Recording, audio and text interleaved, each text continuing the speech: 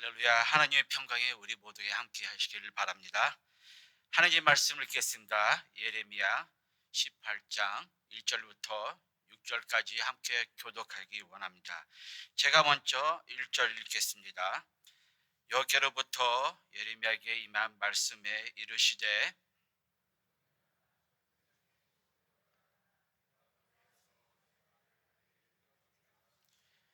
내가 토기장의 집으로 내려가서 본즉 그가 농로로 일을 하는데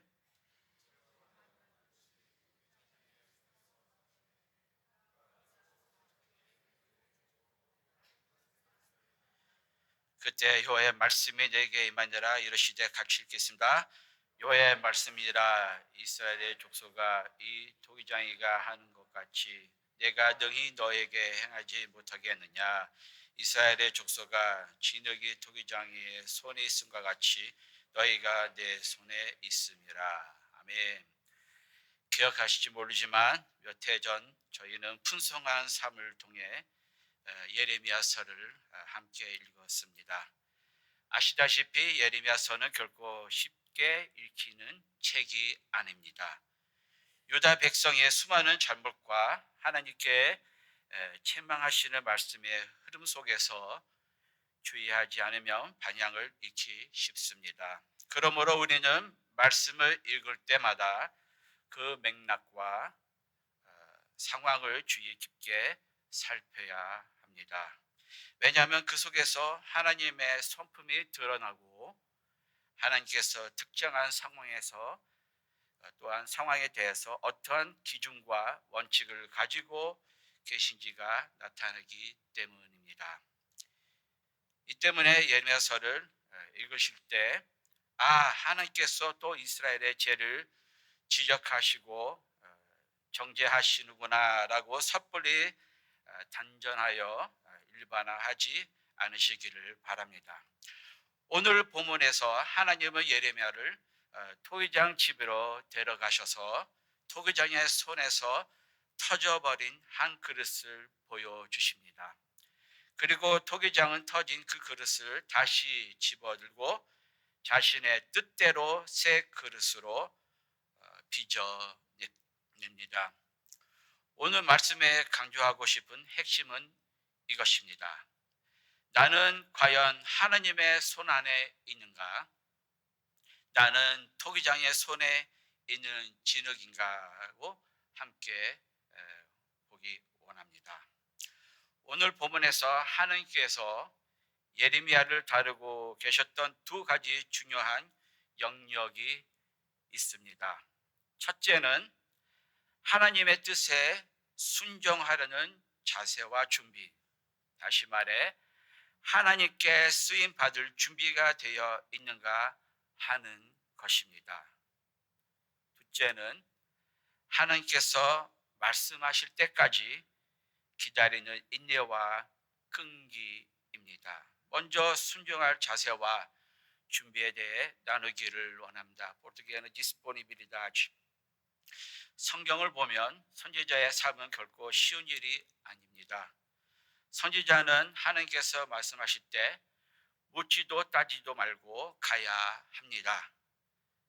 지리를 몰라도, 문화를 몰라도, 환경을 몰라도 하나님이 가라고 하면 가야 하는 것이 선지자입니다.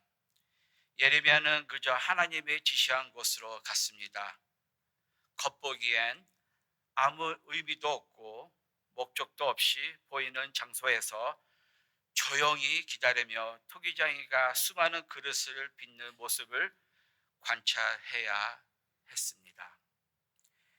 예레미야에게는 첫 번째 순종 후에야 하나님은 두 번째 말씀을 주십니다.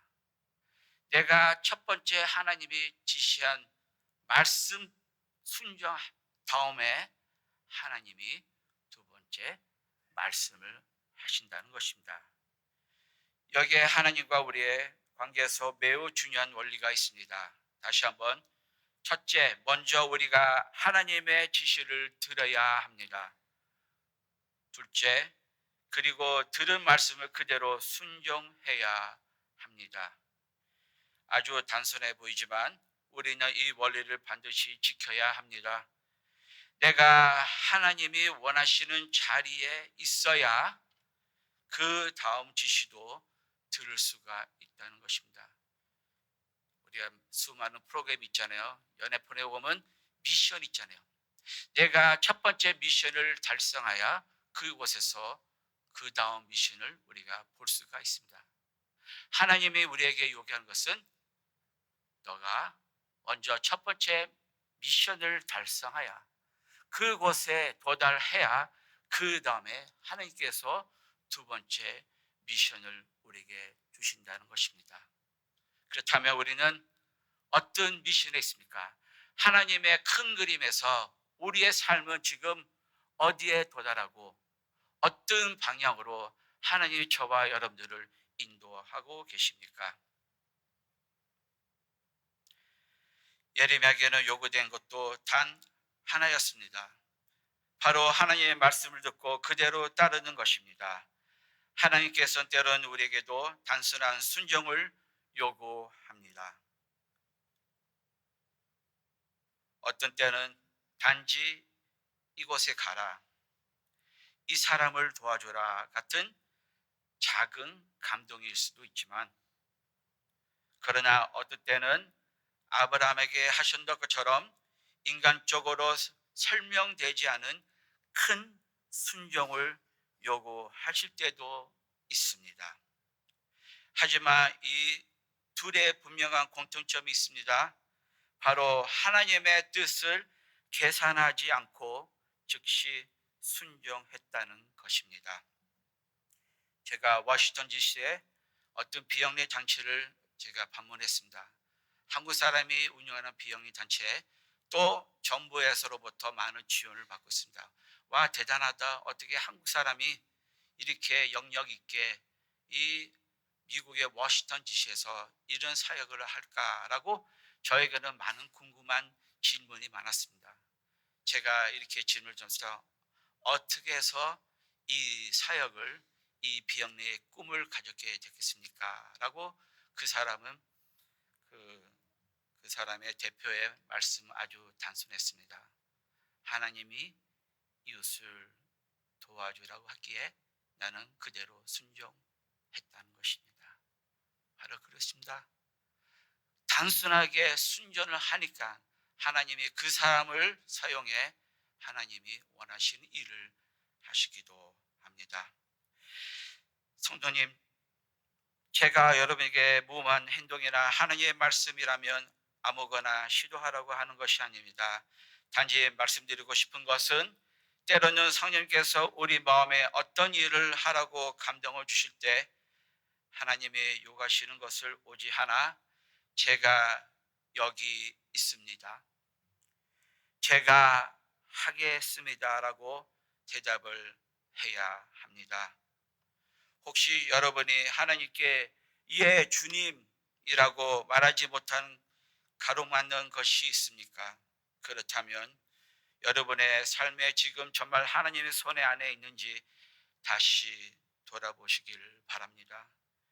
내가 지금 하나님이 원하시는 자리에 있는지 한번 살피시기를 원합니다. 그리고 순종으로 그곳까지 가시기를 바랍니다. 두 번째 교훈은 인내와 끈기입니다. perseverance. 하나님께서 예레미야에게 삶 가운데 가르친, 그리고 우리의 삶 가운데서 동일하게 역사하시는 두 번째 교훈은 하나님 안에서의 인내입니다. 사랑하는 성도 여러분, 우리가 우리의 삶을 하나님께 맡기고 그분의 다스림심에 순복하기로 결단한 이후 가장 큰 유혹은 하나님께서 다시 말씀하시거나 일하실 때까지 기다리지 못하는 것입니다. 우리의 조급함과 마음의 긴박감, 그리고 지금 당장 행동해야 한다는 압박감은 하나님께서 우리의 삶 가운데 주시려는 중요한 깨달음과 교훈을 놓치게 만들기도 합니다. 그리고 우리는 때때로 하나님의 통치로부터 벗어나 그 순간 옳고 매력적으로 보이는 길을 따라가며 스스로의 확신과 판단을 의지하게 되기도 합니다. 저는 종종 생각해 봅니다. 만약 아브라함이 자신의 판단과 확신만으로 따라 움직였다면 어땠을까요? 이삭을 하나님께 드리라는 명을 앞에서 아브라함에게 주어진 유일한 선택지는 자기 아들을 죽이는 것입니다. 하나님께 바치는 것입니다. 그러나 인간적으로 가능한 선택지 무수히 많습니다. 하나님 앞에서 하나님 칼 가져오는 것을 깜빡했습니다 하고 핑계댈 수도 있습니다. 아들을 죽이기 싫어서 이삭의 눈치를 주면서 도망가라고 말할 수도 있고, 자기가 배가 아프다고 둘러댈 수도 있었습니다. 이처럼 하나님의 주권 안에서 인내하지 않으려는 인간의 선택지는 끝이 없습니다. 한마디로 우리는 하나님의 말씀을 순종하기 싫어 핑계가 너무 많다는 것입니다. 우리가 하나님의 손 안에 있을 때 때로는 앞뒤가 맞지 않아 보입니다. 상황을 이해할 수도 없고 왜 이런 일을 겪는지조차 알지 못할 때가 있습니다. 여러분이 예수님의 제자가 된 이후 가장 다루기 어려운 영역 중 하나는 바로 하나님께서 일하시는 시간입니다. 예레미야가 투기장애를 오래 바라보고 있는 일이 어리석고 볼 수도 있고, 아브라함이 자기 아들을 바치려 하는 것을 미친 일처럼 보일 수도 있습니다. 그러나 하나님께서는 저와 여러분이 인내의 과정, 기다림의 과정, 침묵을 견디는 과정을 지나가기를 원하십니다. 그리고 하나님께서 침묵을 깨시고 우리의 삶의 중요한 방향을 주실 때까지 우리가 기다리기를 원하십니다. 아마 여러분도 마음에 이런 질문을 하고 있을까 모릅니다. 왜 내가 수많은 교회 연합교회에 다니게 됐고, 그리고 내가 연합교회 언제까지 있어야 되나? 왜 나는 이 농장에서 있고 다른 곳이 아닌가? 왜 나는 이 사역을 감당하고 있을까라고 많은 질문을 던질 줄 믿습니다. 그 이유는 여러분의 기도 가운데 하나님께 자신을 내어드렸기 때문입니다. 하나님께 쓰임 받기를 원한다고, 그리고 이 사람들을 가운데서 멀먹겠다고 여러분의 삶을 드렸기 때문입니다. 그것이 뭡니까? 하나님의 손 안에 있다는 것을 하나님께서 침묵을 깨시고 방향을 말씀할 때까지 기다리고 있다는 것을 의미하고 있습니다. 연말이 다가옵니다. 교회 부서의 이동이 있습니다. 내 마음대로 이동하기보단 한 번쯤 하나님의 허락 안에서 움직이시기를 바랍니다. 그뿐 아니라 내 일터와 내 가정의 모든 결정을 지금까지 내 마음대로 하였다면 지금은 하나님의 말씀할 때까지 기다리시기를 바랍니다. 아브라함도 처음에는 인내하지 못하고 여러 시행착오를 겪었습니다. 하나님의 시간을 인내하면서 기다리지 못해 스스로 일을 만들었고, 약속의 후손은 이삭이었지만 이스마엘을 먼저 낳는 실수를 했습니다. 그리고 그 한 번의 조급함으로 인해 그 후손들이 지금까지 갈등 속에 살아가고 있지 않습니까? 하나님의 주목은 이삭을 드린 아브람처럼 즉시 깨질 수 있고, 토기장의 집에서 기다린 예레미야처럼 조금 기다린 후에 깨질 수도 있고, 하나님의 주목은 어떤 경우에는 수십 년이 걸릴 수도 있습니다. 그러나 가장 중요한 사실은 여러분의 삶의 결정에 대한 최종의 답은 하나님께서 주셔야 한다는 것입니다. 그러므로 서두르지 마십시오. 인내하십시오. 하나님의 때를 기다리십시오. 지금까지 우리는 예레미야가 자신의 순종과 인내를 통해 하나님의 손 안에 있었다는 사실을 살펴봤습니다. 그렇다면 하나님의 손 밖에서 사는 삶은 어떨까요? 하나님은 이스라엘이 잘 되기를 원하셨고 오늘 우리도 잘 되기를 원하십니다. 그러나 기억하십시오. 하나님의 손 밖에서는 하나님의 보호를 기대할 수 없습니다. 이는 오히려 하나님의 손이 이스라엘과 우리의 삶을 반대편에서 움직일 수도 있다는 뜻입니다. 왜 그럴까? 우리가 하나님의 보호는 무시하고 100% 인간의 보호만을 의지하기 때문입니다.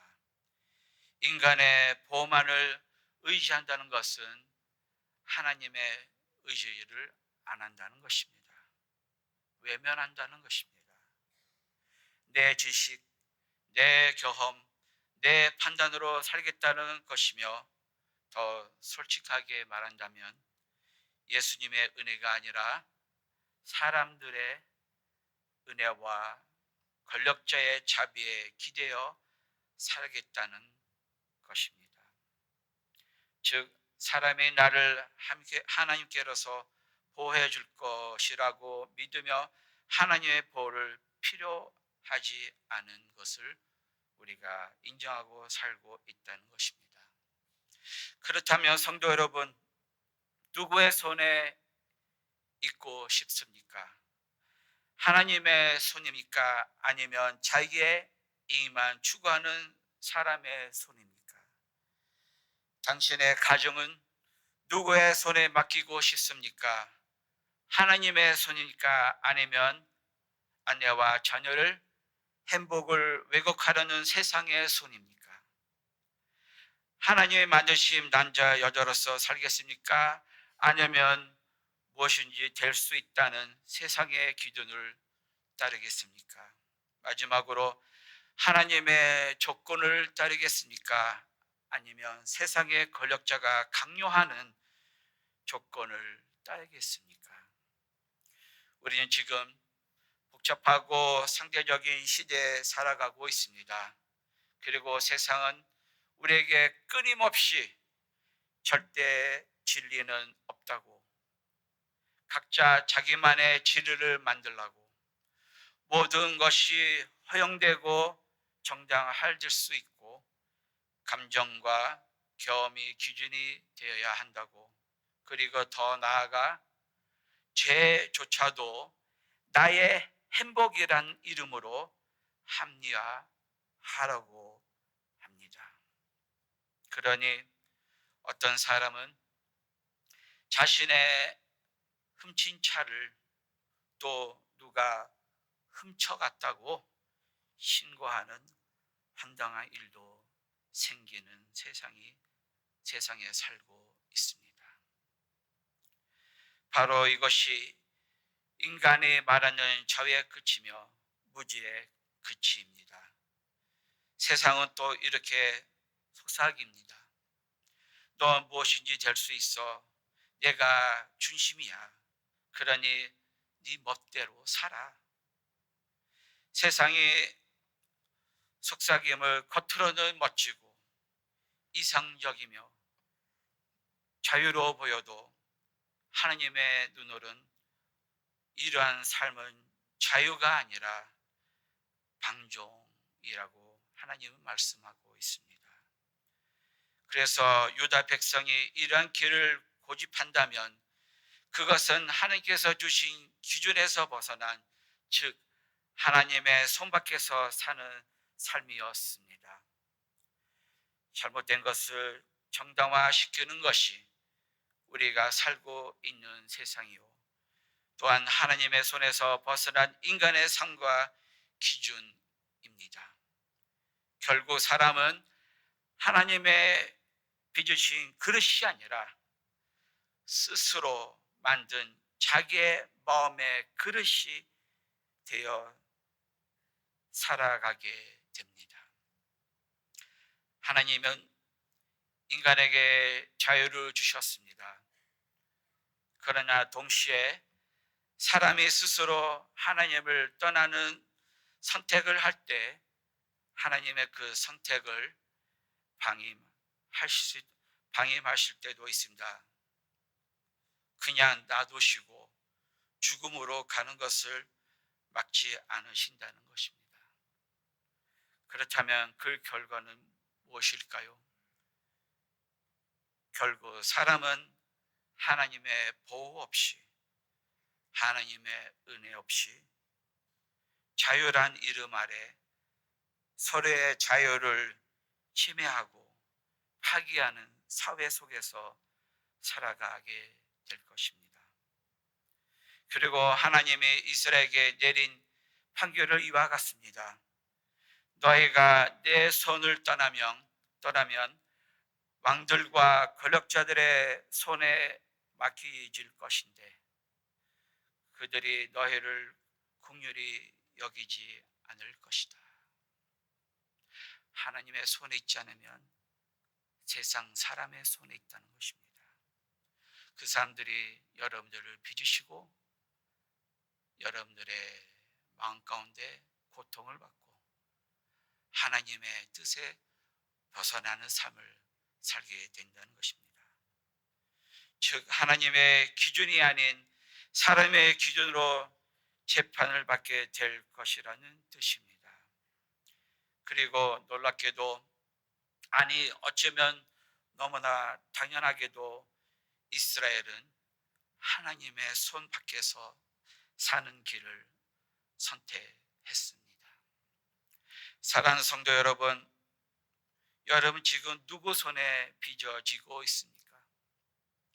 하나님께서 여러분을 빚고 계십니까? 아니면 이스라엘처럼 남들이 하는 거 다 따라하며 그 흐름을 따라가는 세상이 여러분을 빚고 있습니까? 오랫동안 교회를 다녔다고, 교회에 직분이 있다고, 그리고 매주 예배를 참석한다고 해서 하나님의 기준 안에서 살고 있다는 것을 착각하지 말으시길 바랍니다. 그리고 더 놀라운 사실은 하나님 없이 사는 사람이 많은 것이 아니라 정말로 하나님의 손 안에서 빚어지기를 원하는 사람이 너무 작다는 것입니다. 그래서 저는 바로 그 소수, 하나님의 손에 빚어지시기를 갈망하는 우리 연합교회 성도님들이 되시기를 권합니다. 마지막으로 하나님의 손에 빚어지는 부드러운 진흙이 되십시오. 하나님께서 원하시는 그릇으로 당신을 만들어 가시도록 내어 드리십시오. 스스로 어떤 그릇이 되려고 만들어 놓은 후 하나님 이런 그릇으로 사용해 주시라고 말한 것은 하나님께서 우리를 정결케 하시는 학교에서 통하지 않습니다. 내가 하고 싶은 대로 하나님께 보고를 한다면 그것은 토기장의 또한 진흙의 삶이 아닙니다. 우리는 하나님의 원하시는 그릇이 되라고, 하나님의 내 삶을 만져달라는 그 자세가 토기장과 또 진흙의 사실입니다. 우리가 하나님께 맞춰야지 하나님께서 우리에게 맞추시게 하는 것은 아닙니다. 그리고 때때로 토기장이신 하나님은 지금 만들어지고 있는 그릇을 깨뜨릴 수도 있습니다. 하나님의 깨어짐은 즉 깊은 회개와 낮아짐은 매우 아픕니다. 왜냐하면 하나님께서 우리의 마음에 자리 잡은 암과 같은 적성과 교만을 뽑아내시기 위해 원하시기 때문입니다. 그러나 이것이 나의 유익이요 또한 내 이웃의 유익입니다. 연합교회 성도 여러분, 여러분의 삶은 지금 누구의 손에 있길 원하십니까? 솔직히 말씀드리면 사람의 손에 있어도 고난이 있고 하나님의 손에 있어도 고난이 있습니다. 그러나 차이는 분명합니다. 하나님의 손에서 겪는 고난은 나를 하나님 중심의 사람으로 변화시키는 고난입니다. 반면에 사람의 손 안에서 겪는 고난은 아무 변화도 요구하지 않습니다. 그저 내가 되고 싶은 나로 살다가 그렇게 끝날 뿐입니다. 내가 왜 변해? 저 사람이 변해야지. 저 사람이 나한테 용서 빌어야지. 제가 먼저 나를 건드렸어 라고 그것이 사람으로부터 나오는 고난입니다. 아무 변화가 없습니다. 여러분의 자유를 존중합니다. 누구든 원하는 모습으로 살아갈 수 있습니다. 누구의 삶에도 간섭할 수 없습니다. 그러나 여러분이 변화되시기를 원한다면, 여러분들 삶에 진짜 변화가 필요한다면 오늘 이 아침 여러분의 삶을 하나님의 손에 맡기시기를 바랍니다. 결론 드리겠습니다. 하나님께서 여러분의 삶을 새롭게 빚어가시는데 필요한 것은 여러분의 돈도 아니고 여러분들의 지식도 아닙니다. 딱 한 가지, 하나님께서 빚으실 수 있는 말랑말랑 부드러운 마음, 그리고 그 시작은 바로 여러분의 예라는 한마디입니다. 네, 순종하겠습니다. 네, 인내하면서 기다리겠습니다. 이 두 가지 결정을 통해 하나님께서 우리의 성품과 삶을 빚을 것입니다. 하나님께서 여러분을 빚어가는 과정에 분명히 아플 수 있습니다. 그러나 평생 병든 영혼으로 살아가는 것보다 훨씬 복된 길입니다. 하나님은 여러분을 회복시키시고 여러분의 성품을 새롭게 하며 여러분을 귀한 것으로 만드시기를 원하십니다. 믿으십니까? 그러므로 이렇게 한번 같이 고백을 하겠습니다. 우리 큰 소리로 먼저 저와 따라 하시길 바랍니다. 예, 주님, 순종하겠습니다. 두 번째는 예, 주님, 인내하면서 기다리겠습니다. 조개가 몸 안으로 들어온 작은 모래 때문에 고통을 겪지만 그 모래가 결국 진주가 되듯 하나님의 손길은 우리 안에 교만과 자아를 건드리고 아프게 하지만 그 과정을 통해 아름답고 귀한 보석을 만드십니다.